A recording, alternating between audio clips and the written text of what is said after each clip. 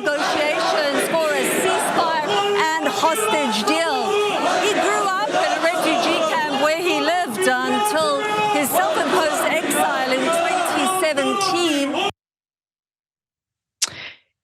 Huge international news today. Israel has assassinated Hamas political leader Ismail Haniyeh, who is someone pretty high up in Hamas, and they did so during his visit in Iran. In fact, he was assassinated while he was in the capital of Iran, Tehran.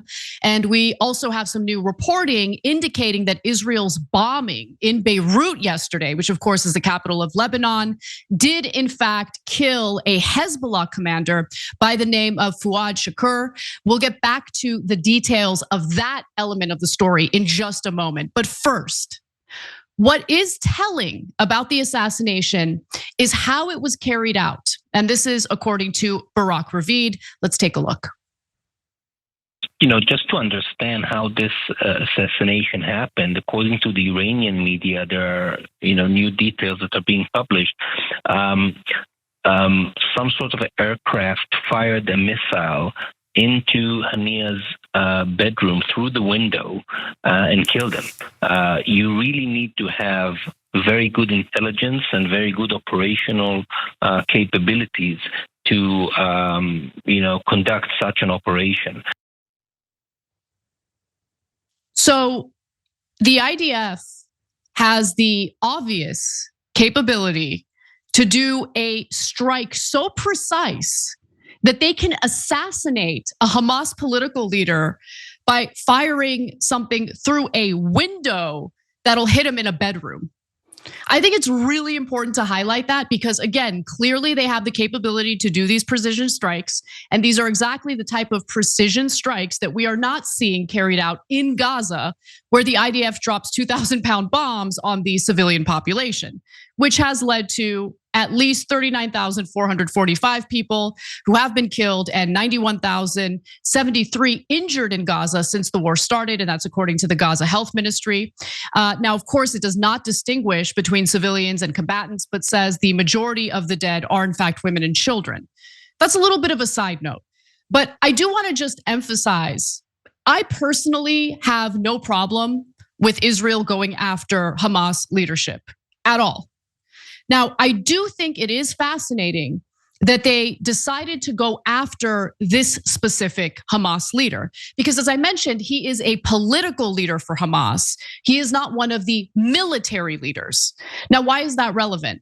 Well, the political leader that we're talking about here, Ismail Haniyeh, is a lot more moderate, and he was the individual who was engaging in the ceasefire negotiations on behalf of Hamas. He was considered more moderate, more willing to be practical and pragmatic, as opposed to Hamas's military leadership. So they specifically targeted him, and this means that ceasefire talks will very likely end altogether, okay? And that Israel is basically going to abandon the Israeli and American hostages who remain captive in the Gaza Strip. So this is actually bad news when it comes to the ceasefire negotiations. I feel terrible for the family members who have been protesting Benjamin Netanyahu because they want the hostages to return. They wanted a ceasefire deal, but that seems less and less likely now. It's not just the specific individual that Israel decided to target, it's also where and when they decided to target him, okay? So the time and place really does matter. This was on Iranian soil in the capital of Iran, Tehran. And this was during the inauguration of Iran's new president, who has been considered a much more progressive president compared to the type of leadership that Iran has had in the past. This new president is focused on rebuilding diplomatic relations with the United States, something that Israel has been very much against. And now that this has happened, I mean, obviously it's going to sour any possibility of a diplomatic conversation between the United States and Iran. Obviously, Iran is angry. Obviously, Iran is well, they're saying they're going to retaliate. The question is, how are they going to retaliate? And will this explode into a larger war? Now, with that in mind, I want to go to this next clip.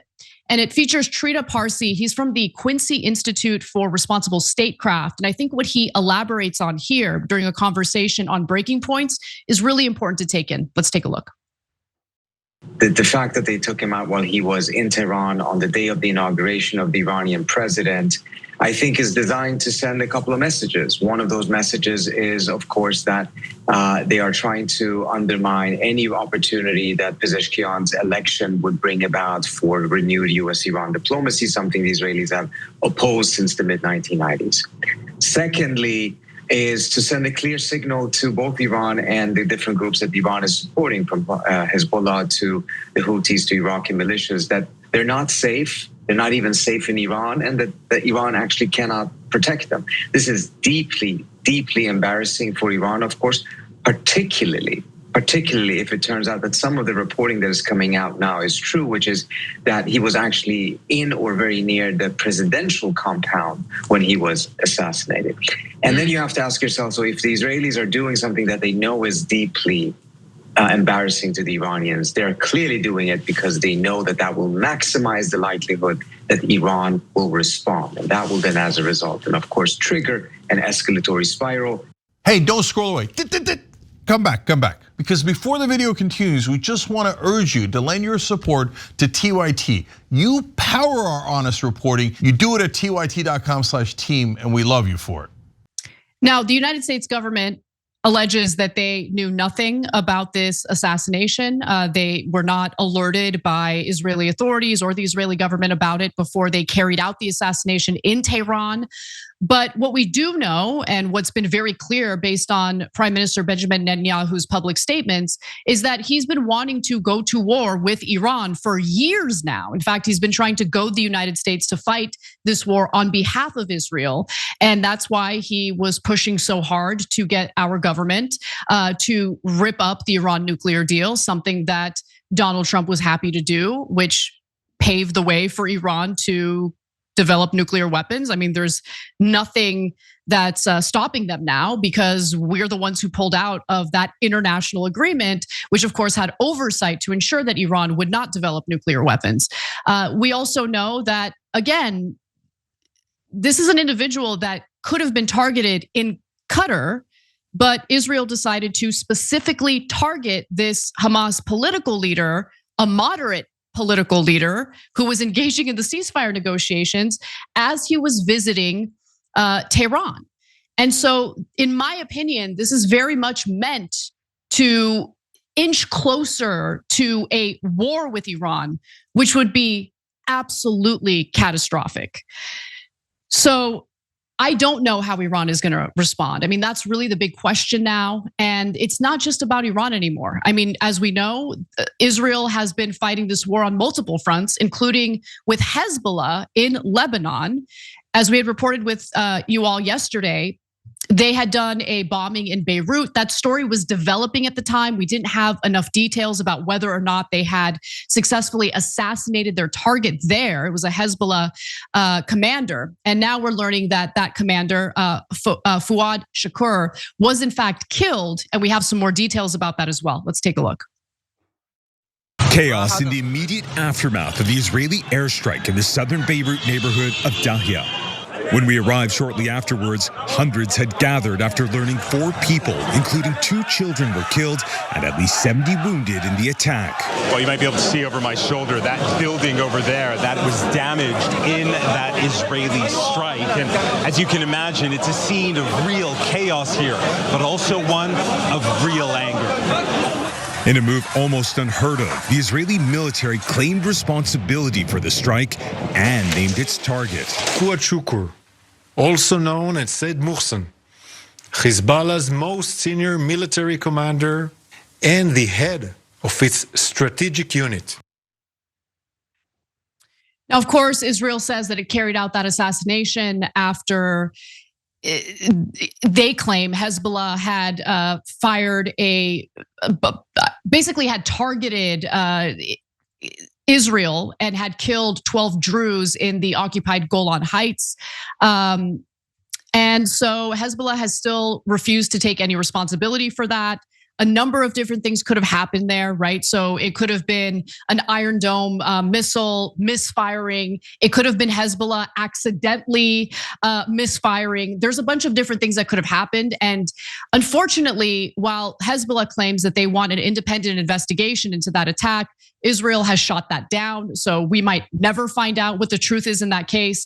But the point is, they did carry out that assassination in Beirut. They did the bombing in Beirut, which of course is the capital of Lebanon. And that has led to a lot of anger because it wasn't just one individual who was assassinated. As you heard from that report, there were 4 other individuals who were killed, some of whom are children.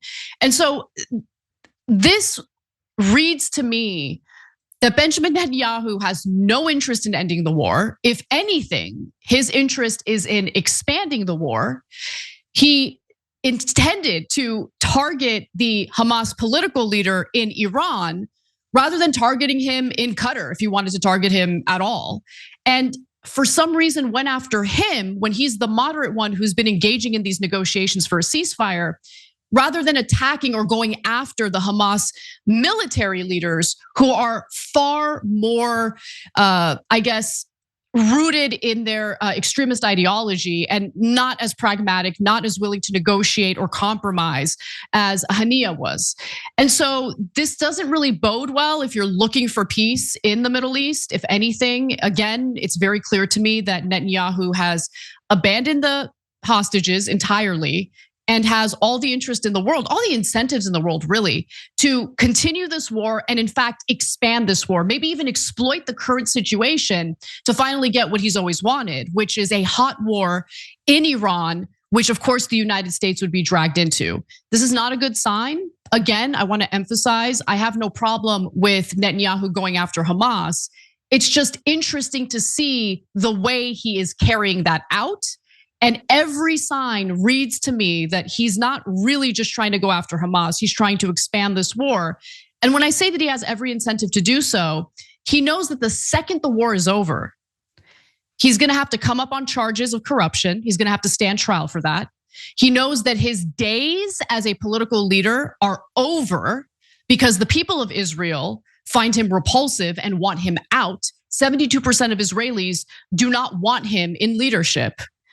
And so this is awful for everyone involved. It's awful for Israelis because what Netanyahu is currently doing is playing with fire. I mean, he is trying to provoke, militants, whether it's Hezbollah, whether it's the Houthis, whether it's, other Iran-backed proxies. And that really puts Israelis in danger along with civilians in other countries like Iran, like Lebanon, like Syria. And so it doesn't look like there's peace coming anytime soon. But of course, we will give you guys updates on this story as we learn more. Not really good news, to be honest with you, even though I don't really shed any tears for Hamas leadership, keeping it real. Thanks for watching The Young Turks, really appreciate it. Another way to show support is through YouTube memberships. You'll get to interact with us more. There's live chat emojis, badges. You've got emojis of me, Anna, John, JR. So those are super fun. But you also get playback of our exclusive member-only shows and specials right after they air. So all of that, all you gotta do is click that join button right underneath the video. Thank you.